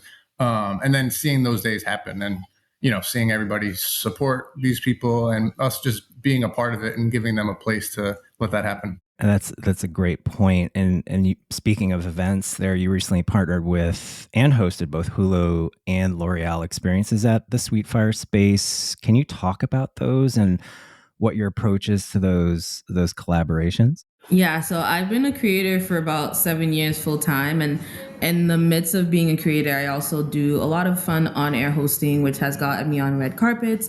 And long story short, for that Hulu, there was a Netflix show that came out with Shonda Rhimes called Queen, I believe. It's the second half of whatever that hit show is. I'm like forgetting it right now, but Shonda Rhimes wrote it. It's where they're dating, and it's kind of like an old school outfit that they're wearing. I'm not remembering it, but any which way, I went and did the red carpet for the spinoff, which was the Queen show on Queen Charlotte. And one of the girls that I interviewed was at a party that I was at for Fashion Week. So two worlds were colliding, hosting world and influencer world. And she told me she had a movie coming out. I told her I just opened a studio. And just like that, she was like, well, I want to come to your studio and you can interview me there. So that's how Hulu happened. And for the L'Oreal hair care brand, we ended up partnering with them because my manager has, you know, found ways to pitch this space in particular. And yeah, Chris is an amazing chef. And we were like, okay, well, we can actually make it a dinner. Because I think that's the biggest highlight. It's that because we offer so much stuff here, I think that it makes like a really big difference, where we could have just had the location and that's fine. But I think that with a lot of brands like L'Oreal, they're so big, they don't have the time to want to have to go. They might as well just go to a regular restaurant. But the fact that we have something community-based, something cozy, something beautiful, and then we have an in-house chef, that is something that makes us stand out for sure. And that's how that happened. I mean, it feels personal. Speaking of, you know, worlds colliding, I just want to take a step back into your respective careers a little bit. Chris, tell our listeners a little bit more about your Sweetfire desserts and beverage brand. And of course, if you're in NYC and Brooklyn, you just know that this is an amazing brand. So, and then take us through, you know, your creating of these desserts and beverages and these incredible food products, and then, you know, that background, bringing that background here. Yeah, so I started it like 2016-ish. I was in production, but I was doing a lot of back and forth to California. So this was right around the time that legalization was really kicking up in California.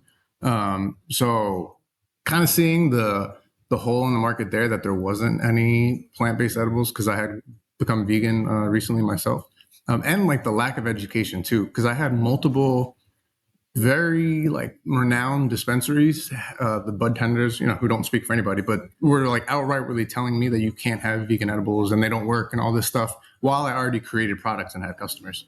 So I was kind of like, yeah, it's, you know, not, it's something to do. And especially in New York, where we were so removed from access of that, where it was still, you know, kind of a seedy black market. There wasn't a very like comfortable experience for people who actually needed it. because even the recreational part is cool, but I think that as I started it and met people who really had chronic pains and even just mental health, that they needed something that wasn't as intense as smoking directly. Even because everybody has, different chemistry where people react differently to everything. And a lot of people do in particular have problems with smoking. So even being able to kind of create that gap for people that also were used to getting very sketchy products and, weird bags. Yeah. It was great. And it was a way to actually get direct feedback. Because even thinking about it, I'm like, I'm not rich. I can't invest to wait for licensing for years, the location for years, all this stuff. So I need to do it like bare bones. However I could do it to get a product out and actually get direct feedback from customers.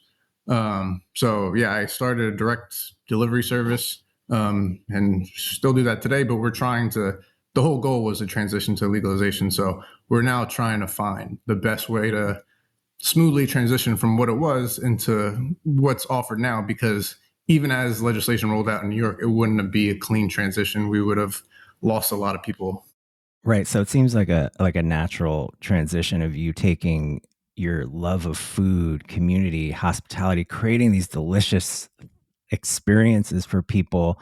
And Micah, your professional and creative background in content and storytelling and audience development and just bringing these people together, what has been the kind of the biggest things that you've both brought and blended into making Sweet Fire Studio, Cafe and Studio successful, you think? I think it's everything that you just said. I think it's both of our worlds coming together, because Christopher just doesn't have a full culinary background. He also has a background in production. So he sees things in a different way when it comes to organizing, and he's not an architect, but he actually drew out the placement of how this space would look. And like on our first try, when it comes to getting an A, which is a very big deal in New York City, we got our A on our first try, and that's really because of him, I will say. And that comes from, production life. You're organized, you're making sure that all things that are deemed to be important are taken care of. And I think for me, it's not that I don't care about these things, but I also come from more of like, I like pretty things and I like making things look pretty. And like, that's kind of like where I come in, and like also bringing the people in and bringing community that I've already known from outside life to here, where as a content creator, I go to so many events, whether it's event places or meeting people at these events. And like now them knowing that I have a space that all the things that I kind of seen as like a crack, that I knew that, okay, I wish I had this as a creator. I wish this was in this location. I wish this was at an event.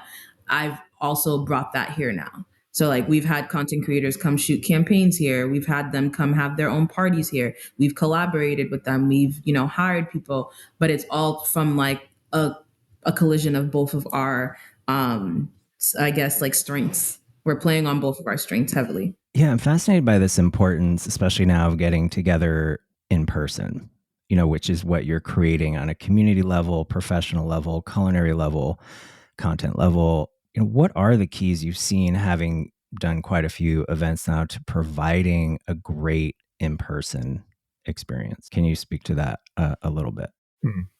I think that it really is making yourself a part in somebody else's production too. Like realizing, especially with this space, that it's not about you. It is something that people build over for months at a time, even if it's a week, people are still putting their all into it, so kind of being able to play that part and just be there for people however they need, I think has been the most assisting way. Yeah. And, we now know that these healthy social connections, which you are also building in this community, are a pillar of wellness and mental health.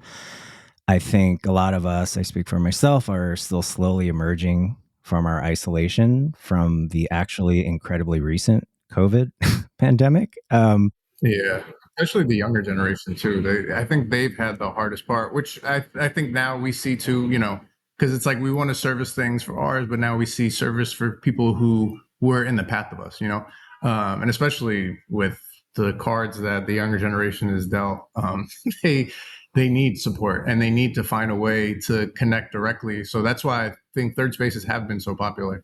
Yeah, and this skill, relearning this skill, like I read this survey by Nextdoor that 71% of adults say they want to meet more people in their neighborhood, and 50% of adults say they wish they had a closer relationship with their neighbors. And the share of Americans who spend a social evening with a neighbor at least several times a month has declined 44% in the last 40 years. It's down to 28%. COVID just really, ding that. And just more and more people are they're not getting together, but they want to. So what is your take on all this? And do you feel what you're building with Sweet Fire Cafe and Studio can be like an antidote to this? Just this bringing people together and when you do your events, are you seeing people still need to relearn some basic skills when it comes to making connections in person? Micah, you're so natural at bringing people together, so you might be like, well, what are you talking about? But No, that's absolutely. that's my observation, my thought when I go to events. I'm like, these people want to connect, but there's almost like a high school social dynamic where it's like, how do you start? How do you connect in person? Which is so important. I think that's a good question. Right now, we've had so many different events. We've had like launch events for people who have launched their brands here recently. The baby showers, wedding showers, a lot of those I haven't seen too many of like, I'm invited to a party and I'm sitting there on my phone type of thing, because people are just so excited for everyone that's there. But I would say the only thing that's kind of like interesting and surprising is like we had a party recently and it was a big party and it was very busy.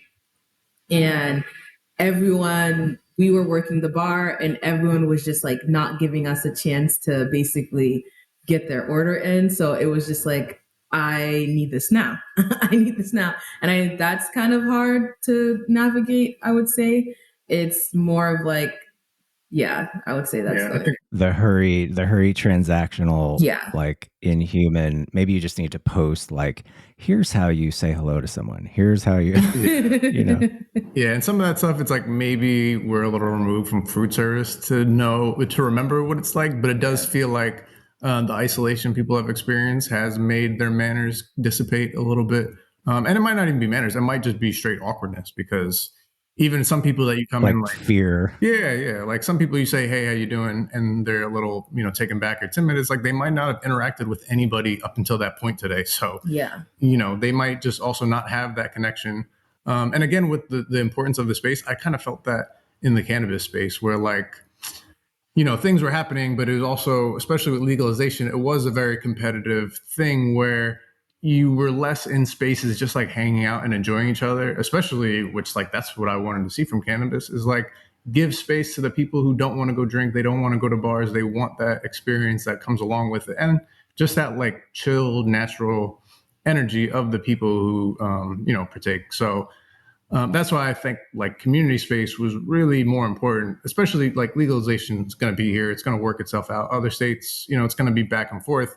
But being able to build that foundation, I think, is the thing that's everlasting, because you could have a product on the shelves today and it'd be gone tomorrow and people will forget about you if you didn't create any meaningful connection to make them, desire seeing you again, being a part of your atmosphere. That's a great answer. Speaking of delighting people, Chris, do you have a favorite recipe that you've been in the lab and that when you break it out, it gets the biggest reaction? You're excited to make it up. We had a chef on the podcast recently. I was like, how do you put love into 900 of the same item? And that's like my question. Like, what are you like? Oh, I know when I bring this out, it's going to make waves. Yeah. I don't know. I think that I like changing people's minds. Like I like bringing something out that people didn't think that they knew, especially like that was the one thing for me that I always loved about having a plant-based company, is that the people that didn't know, who were getting it for a long time, who had stigmas, and then finding out like, wow, this is vegan, like changing their perception, I think is the biggest thing. Which it could come from a recipe if it's something that people are familiar with, like lasagna. We've been making a lot, and people would try it, eat the whole thing, and be like, "Oh my god, that was vegan! I had no idea." I mean, that's brilliant. There's so many stigmas you're overcoming at once. It's like cannabis, vegan, 100% plant-based. Well, It's a little strenuous at times. something he made that was really fun, and because a lot of the people that are coming here from the neighborhood are not necessarily vegan either. There's people that are vegan that literally find us, but there's a lot of people in the neighborhood that aren't necessarily vegan. One of the cookies he made, which is not on the menu now, was like a chocolate chip strawberry pistachio cookie, and someone's like, "Oh, I've never had this." I'm like, "Yeah, I don't think anyone's ever made this." But it was a good seller. Like people loved it. So yeah, he just makes things up. No, that sounds amazing. You know, you've created this thing, and Mika, you've worked for a lot with a lot of Fortune 500 companies, and you're an entrepreneur owner. You know, with Sweetfire. What is your advice to anyone looking or who's in the process of creating their own business or having in a down moment? What has been the key to your success? Like, what advice could you pull out for some folks?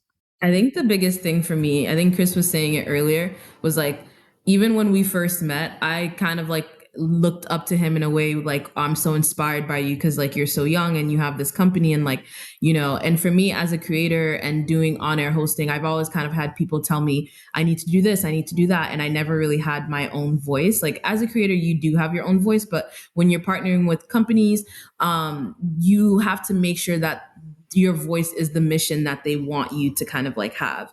And I think that when you own your own company, you're creating that mission yourself. And that kind of like inspired me. So I would say the first step was like finding someone that inspires you was my first step. And then the second step is, literally don't quit, because the only way to not win is if you quit. And like, I think that it's extremely hard to just, you know, put yourself out there. Like, I've never been a business owner before. I've never done this before. All I'm doing is trying my best. And like, that's all I could really do. And I don't plan on quitting. So like, I think that I'm always going to be a winner because I'm not quitting and like making sure that I'm not, you know, I'm working the room with things that I've already done. So a lot of the people that I've worked with from a lot of these companies are actually really proud, which is how some of these deals are happening. Like, because I think being a creator is something that a lot of people are doing now, but like being a creator plus an entrepreneur in this realm is not the biggest thing that's happening. Like someone told me recently, I'm really proud of you, because a lot of creators just create like a product. They just come in and they start creating product, but you created a whole kind of like community and a lifestyle. And I'm like, yeah.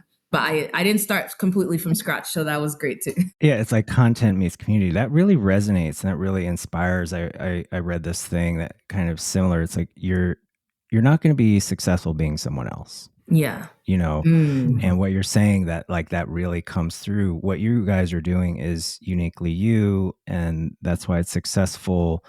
I just have a couple more questions for you guys. What does the future hold for Sweetfire Cafe and Studio? What do you ultimately hope to bring to the surrounding Brooklyn community? I mean, really grow this place and fulfill the original intention of servicing this area in particular. And especially, you know, I was bringing corporations. It's like when I saw this space, I was like, if we don't take it, it's going to be a Starbucks. It's going to be it's going to be somebody who is unattainable for us. That's going to change the trajectory of the area, especially, you know, New York with just the overdevelopment and the change in culture, which has been frustrating for a lot of native people, because there's been a force of people from outside of New York trying to make it something other than what it was. So I think too, really having a space that embodies the true spirit and community of New York, while also being aware of who actually lives here and catering to them. So I think we want to, you know, build this space out, and hopefully, you know, the next iteration will be a standalone cafe and then a standalone studio where we kind of branch those ideas out separately and kind of build on them differently. Oh, that's beautifully said. And we have a closing question. Mika, I'll throw this at you. It's our mini podcast tradition. I think you might like this one considering what you do. How do you invite luxury into your life? What does it mean to you? Is it experiences, more free time, more time together, people you love, products? It can be a full-on, you know, product mix. How would you answer that? I think it's experience, because I feel like my life is a luxury. I think it's a luxury for every breath that you take in life. And I think that, sometimes we might take it for granted. So like once you wake up, it is a luxury to be here. And yeah, I would say it's a full lifestyle. Every single day, every step you take, every conversation you have, it's a luxury to be speaking to you right now, to be here right now, just live is a luxury. Wonderful. And Christopher, how do you invite luxury into your life? I think it's just, giving the thing that I love about like well-made things, products that are usually under the umbrella of luxury, is that it comes from somebody who had a vision, who really cared about something, who put everything into it because they care about the human experience. So I think that, because we all have to, even if your life is the best life on paper, you're still going through struggles, you're still going up and down. So having something to really reward yourself and at least show yourself your worth.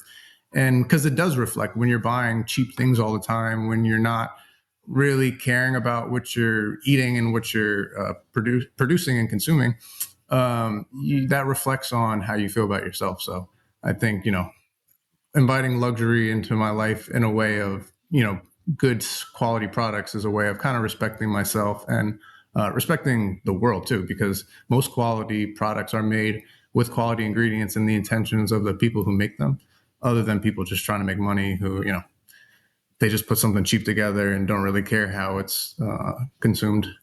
Well, those are great answers. I really appreciate and am really inspired by what you both are doing. And what a beautiful partnership on all levels. And go visit Sweetfire Cafe and Studio in Williamsburg, Brooklyn. Christopher Sidwell and Michaela Varelian, thank you so much for being on the Luxury Meets podcast, our special community episode. Thank you so much. Thank you for having us. Bye, guys. Bye. Thank you again to all of my great guests today. You are truly driving our communities forward and business in the process. Kyle Paradiso, CEO of Sleepy Bear, April Siegel, founder of Remedy Holistic Pharmacy, Alexandra Van Eyden, co-founder of Prismatics, Dr. Caitlin Lehman, co-founder of Quantum Clinic, Christopher Sidwell, and Michaela Varelian, co-founders of Sweetfire Cafe and Studio in Williamsburg, Brooklyn. Follow these guys on social wherever you can. And remember to share this episode with a business or colleague that you think could benefit. Thank you, everyone. And a very special thank you to these amazing founder-led wellness and beauty brands for supporting today's huge episode. There's also a great discount code for each of these too. Carewell. Visit Care Wellness, that's KER wellness.com, and shop their Carewell collection, their premium award-winning line of CBD wellness products created for sleep, stress, pain, and more. Use code LMCC20 for 20% off at checkout. And thank you to Berlixi. Experience Berlixi's multifunctional wellness drink mixes for yourself. Visit Berlixi.com, that's B as in Brianna, RELIXI.com, and receive 15% off your first order when you subscribe to their email list. And finally, Mask Skin and Body. Visit maskskincare.com and enter code LMCC20 for 20% off at checkout. Check out their groundbreaking, award-winning plant-based skincare formulas, face serums, and of course, sheet masks, all created to comfort and nurture healthy, radiant skin of all types. Once again, that's maskskincare.com. Enter code LMCC20 for 20% off at checkout. Thank you so much to our sponsors. And to sponsor the Luxury Meets podcast, simply drop us a line at sponsor@lmccshow.com. That's sponsor@lmccshow.com. And stay tuned for our next two episodes, Luxury Meets Beverage Superstars Part 2. I talk to visionary beverage brand CEOs, retailers, and advocates who are transforming how we all come together. And our On Beauty series Part 2, my conversation with one of the world's top beauty editors. We do a deep dive into trends, brands, wellness, and career journeys. Thank you again, and see you next time.